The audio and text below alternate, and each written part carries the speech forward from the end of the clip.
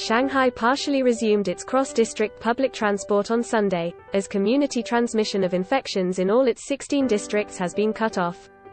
As Shanghai moves towards a reopening after the latest resurgence of COVID-19 in the city, there were 4 subway lines resumed service since Sunday. Here we are at the station of Shanghai Railway Station of Line 3, and let's check out how is the first day of the service resumption. 4 main subway lines, numbers 3, 6, 10 and 16, resumed services on Sunday, with trains running from 7 a.m. to 8 p.m. and at 20-minute intervals. Passengers are required to observe proper epidemic prevention measures. 那么我们凭绿码48小时核酸，然后可以进站进行乘坐地铁。我们还在安检处验码的这个过程当中，我们设置了一个缓冲区，然后我们消毒频次上面也是有所提升的。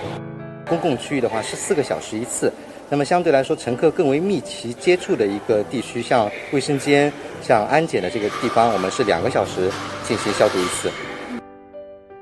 A total of 273 bus routes also resumed services, covering the city's airports, railway stations and major hospitals.